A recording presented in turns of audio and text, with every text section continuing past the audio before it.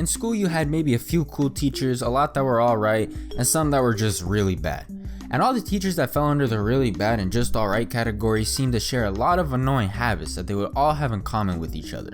One that always confused me was when teachers would be teaching, the class maybe starts talking a little too much or getting a little bit too unruly, so the teachers gotta think quick on their feet.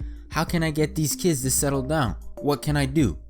Oh, I would just stand here and stare at them and remain quiet until they realized I have stopped teaching. That'll show them.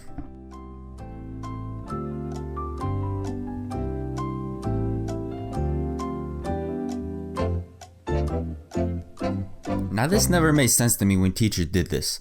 If you want your class to pipe down, you gotta just get straight to the point. Be direct about it. When I was in first grade, one of my teachers had one of those silver bells on her desk that she would ding whenever the class was talking to get us to quiet down. We had a second teacher that would come in and teach us Spanish every week, and our normal teacher would just sit at her desk and work on her own stuff.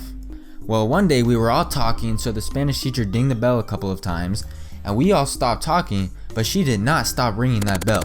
She just kept going. She stood there for at least a full minute, just rapid firing the bell. And this wasn't even her bell, so our other teacher is just looking at her like, "Hey, what you doing to my bell?"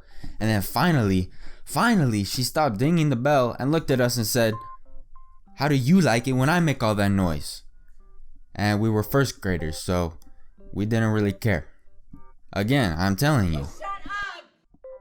I don't know if it's just me, but I could not stand when teachers would lick their fingers to separate papers and then hand it to you with a giant spit mark on the corner. Now if you were in the first row, you could thumb through the stack and choose a paper on the bottom which would have a little less nasty spit mark, but still nasty.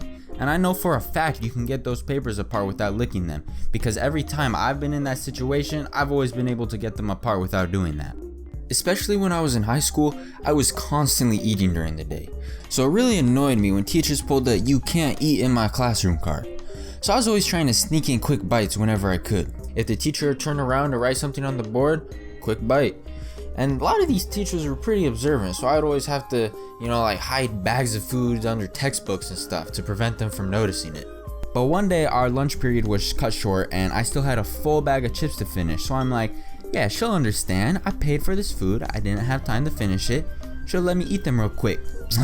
Wrong. I walk into class, she spotted those chips immediately, like she had a radar ping or something of all students eating food. She said, "Throw them in the trash."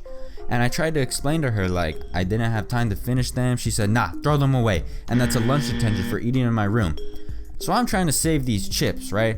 So I try to put them in my backpack and she gets all sassy. "That doesn't look like throwing them away." So I'm thinking, in a last ditch effort to save the chips, let me dump the few chips and crumbs left in the bag into my mouth on the way to the trash can so I can finish them. But she just gets salty that I finished my chips and gives me a second lunch detention. Luckily, lunch detention was extremely unorganized at that time in my school, and I never ended up serving either of them. I think the most unreasonable thing I've ever heard come out of a teacher's mouth happened when I was in 6th grade. So we were all at lunch and we decided to have a soccer game of 6th grade versus 7th and 8th grade. Now that seems really unfair, and I don't know how that was decided, but after like 10 minutes of playing, we were beating them.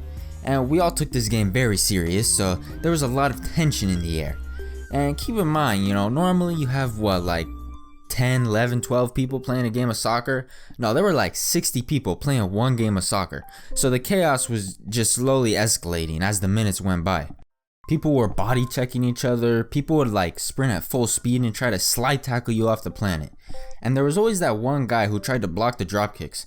And sure enough, this guy runs up to try and block the ball, but just ends up getting drop kicked in the face. And that's 100% his fault.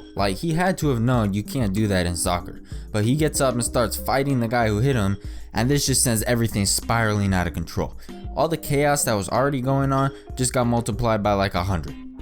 Basically when two guys get into an NFL fight, and all of a sudden everybody's involved. I'm talking, I saw someone get picked up and slammed down on the ground. And at this point we're all about to go deaf from the lunch ladies blasting their whistles rapid fire into our ears. But anyways, some kids' watch ended up breaking, and the principal finds out about this and tells our class that each person will be buying him a new watch. So he's about to walk into school with 50 watches on his arm, flexing harder than ever. Now of course we all didn't end up having to buy him a watch, it all got sorted out in a more reasonable way later on.